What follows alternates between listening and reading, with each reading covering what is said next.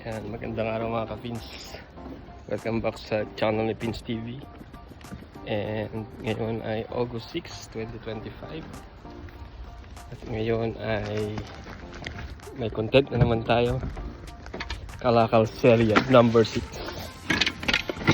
Yan. Kita nyo naman mga ka-Pins. Total of ano yan,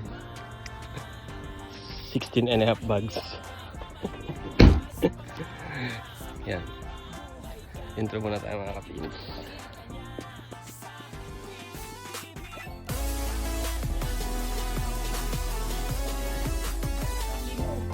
At sipagan, araw-araw tayo dapat lumaban. Sa kanyang mga vlog makikita nyo, buhay Canada, malalaman nyo. San man siya magpunta ay kasama kayo. Mga ginagawa ng OFW. Dating crew sa Jollibee store, naging manager for 20 years. Nagsikap, nagtiyaga, at ngayon nasa Canada na. Taasan lang ang pangarap mga ka-Pins, para mataas din ating marating. Maraming malalaman kay ka-Pins, laging positive sa Pins TV. Yun, welcome back mga ka-Pins. Alis na tayo mga ka-Pins. Punta tayo ulit kila Marlene. So for today's video, ka-Pins, so maliban sa mabibentahan nating kalakal. So siyempre magdadagdag tayo ng pag-uusapan ngayon mga ka-Pins. Ang pag-uusapan natin ay anong mas maganda, yung may opportunity tayong bumili ng bahay o magrenta na lang sa Canada. So nung last time, di ba, nag-usap tayo mga ka-Pins, yung insight ko or opinion ko regarding sa pagbili ng kotse. Yun. Ngayon naman, ang opinion ko sa pagbili ng bahay o magre-rental na lang dito sa Canada, mga ka-Pins. So first, yung aking opinion ay if may budget ka, for example, sabihin natin 20 to 40,000 Canadian dollar na on hand, sabihin meron ka sa bangko, tapos may opportunity kang bumili ng bahay, pwede. Pero kung as in zero, so hindi siya advisable. Kasi ang hirap ng buhay dito sa Canada mga ka-Pins. For example, dalawa kayo. So case to case basis pala ang ating For example, dalawa kayo, mag-asawa, wala pa kayong anak. Siyempre wala pa kayong masyadong ginagastos. Tapos above minimum yung sahod nyo.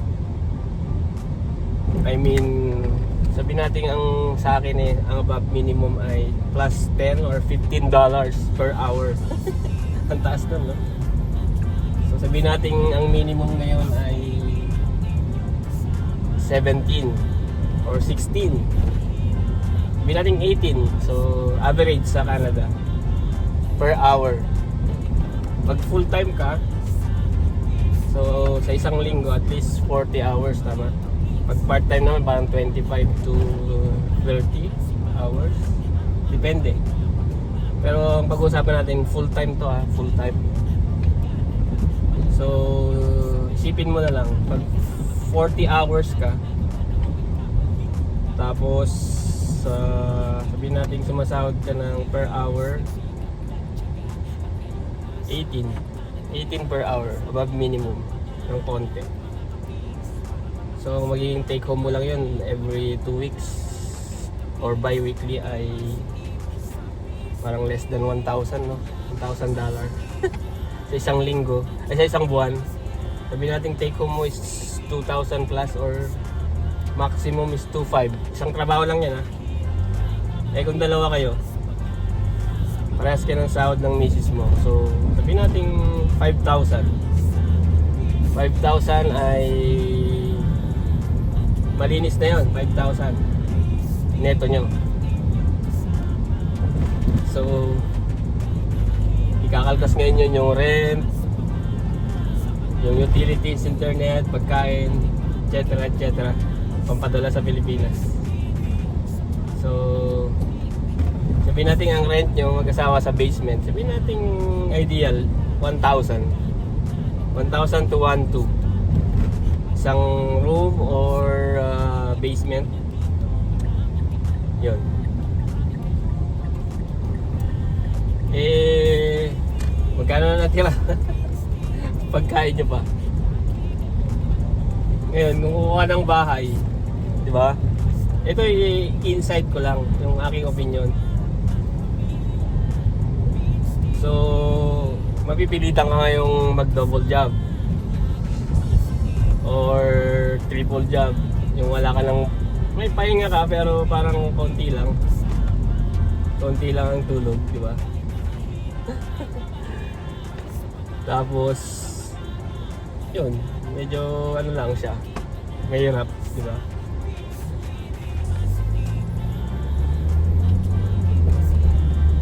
So in short, short ka. Dalawa kayong double job. So hindi healthy, no?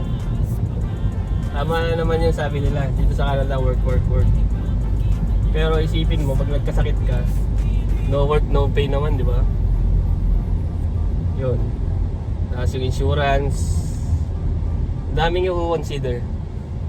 So it's better na sa akin ay magrenta lang. Ano pa yung mga benepisyo ng magrent? Although may pros and cons yan, no, mga kapins.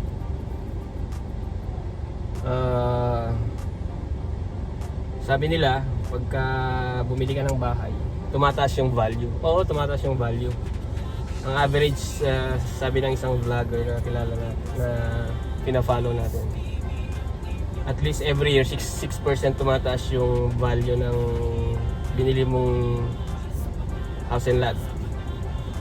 Literally, inutang mo siya, pero kumbaga binigyan ka ng pera ng bangko, tapos huhulugan mo sa bangko on amortization basis.